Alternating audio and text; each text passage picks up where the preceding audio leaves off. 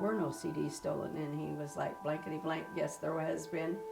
And so he decided one night to do it again, and he said, I'm just calling the sheriff. And I just handed him his phone. And I'll be darned if he didn't do it. I turned around and said, what did you do? And it becomes hard because our mind just wasn't as sharp as it used to be. Just simple stuff of forgetting to give someone their medicine can harm them in more ways than one. Or what if she would have took the wrong medicine? My mother was stubborn.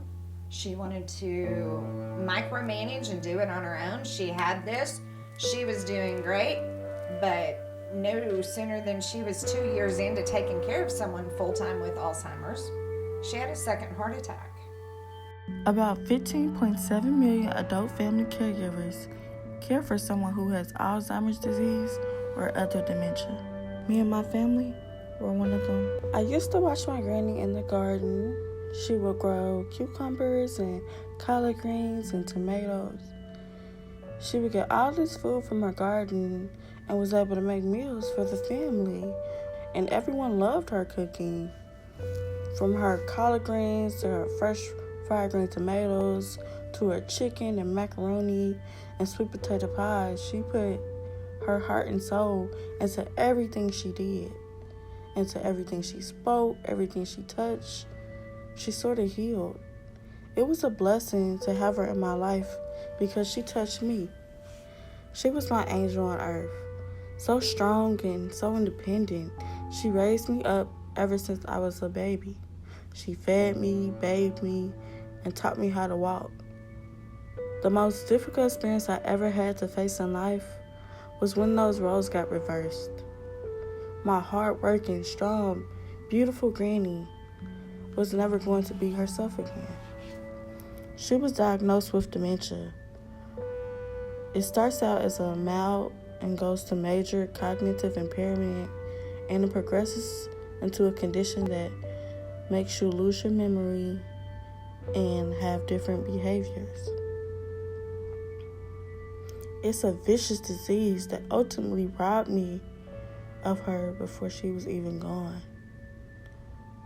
It was traumatizing. Over the span of a few months, the changes started happening and my walls just came crashing down. She no longer knew who I was. She no longer knew my name.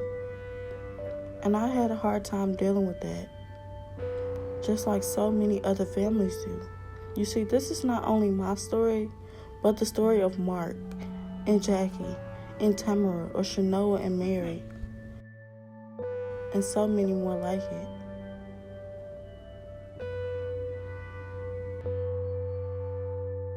I've done these seminars, they'll say, put your hand out, and now you have 5 fingers, and say you have 5 family members. In the end of this disease, when the time comes, they say, put your 4 fingers down, and this is how many you have left. That's really what ends up happening with family members. There's only 1 out of 5 that end up being there. But lucky for us, my mom had all 4 of us. It was just a blessing that I didn't have to work. I was able to go there. But it's very, very important to have family, for them to understand what this disease does to the person. When my mom would say certain things that didn't make sense, you know, you're so used to talking to your mom a certain way, and she would say something like, I don't know, that was out of character, and you'd like say, Mom, that didn't happen. But in the facial expressions that you make, you don't realize that they're looking at you like she didn't understand what she had just said or why I'm looking at her that way. I had to learn how to talk to my mom in a different way without saying, no, Mom, you're wrong, you know, that's not right. You know, you kind of tend to, for a better lack of words, to argue with her. But she didn't really understand why you were arguing with her. So it was a really big transition to try to learn how to, you know, still communicate with my mom. She had gotten lost once before. Had gone to a friend's house who she knew, familiar with, but called crying, saying that she didn't know where she was, didn't know how to get there, and she was just going to come home. But she was able to drive home. But at the same time, it was a little concerning, but didn't think too much of it. It was just one of those moments. It was in the evening. She's not real fond of driving at night in the first place. She was out of town. I sent her to go see her sister. She has sisters in Chicago. She has sisters in Kansas City. She was with her sisters in Kansas City, and I got the kids together and just told them.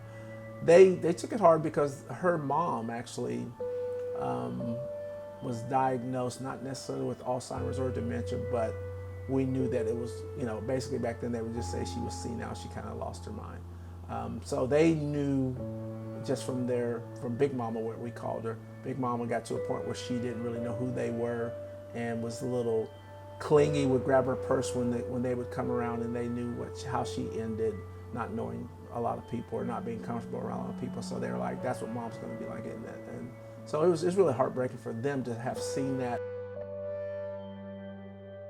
You have to be willing to do it. You have to have a lot of patience and understanding to realize that your family member, your loved one, is not all the way there anymore. You're just so used to them taking care of themselves, and everybody goes along their day and work, and they just don't understand why mom or grandma is down like that. So it was a very hard transition, a lot of denial, pointing the fingers, who gonna stay, who gonna take care of them, when really you should come together as a family, and everybody should support everyone so that it could be done in a loving manner. But you find a lot of families fall out, have disagreements. Some want to take care of the loved one. Some of them just plumb refusing. Like they're in denial of the whole situation that, okay, mama really needs us now. Right. So, that was hard for them.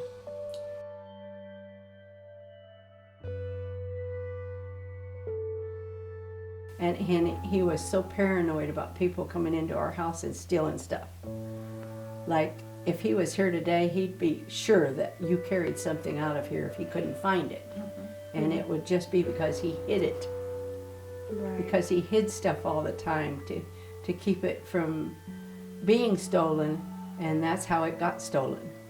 And he ended up in the medication remodification program because he was so sure one evening, and had been carrying on about it all week, that he finally decided he was going to call the sheriff and report CDs stolen. And I tried to tell him all week that they were not going to pay attention to that because there were no CDs stolen. And he was like, blankety blank, yes, there has been. And so he decided one night to do it again, and he said, I'm just calling the sheriff. And I just handed him his phone. And I'll be darned if he didn't do it. I turned around and said, what did you do? And he said, I just called 911 because I don't know the sheriff's number. I said, first thing you better tell him is that this is not an emergency. And he did tell whoever was on the other end that. And then he said, I need the number for the sheriff's department. And the sheriff's deputy that came out, which was very well trained, I might add, his name was Officer Morgan, but he was very well trained in handling people with elderly dementia type things because they had put them through that at the sheriff department. And they were training that because we have such a large population of retired people here. And he was very kind and very considerate of him, but he immediately decided that to leave him in my home that night would be dangerous to me. And he said, so he got an ambulance out here and they took him into the hospital, and they tested him. A couple of doctors saw him and tested him out and said, yeah, he's too riled up and upset to go back home tonight. I think there'll be a problem. And so they sent him over there for a 14-day program. And he came back home a different man. For about 6 months, he was very nice to have around, but he was still very forgetful and needed a lot of help. My stepfather has been diagnosed with Alzheimer's, and that has been a very trying time because given what I do for a living, my mother was stubborn. She wanted to micromanage and do it on her own. She had this. She was doing great, but no sooner than she was 2 years into taking care of someone full-time with Alzheimer's, she had a second heart attack. She took a nitro and then took a second nitro and called me to come pick her up because she couldn't leave in an ambulance and leave my stepfather here at home alone for fear of what he would do. Would he go to the garage and start playing with the power tools and saws? Would he go outside and start trying to pull at fence post at 10 o'clock at night?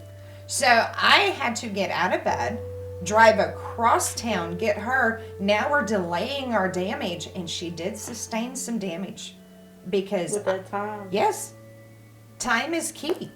But she, even having a heart attack and knowing what it was, would not leave this house for fear he would be here alone and would be too terrified or traumatized by the ride in the ambulance and then lost once they rushed her away.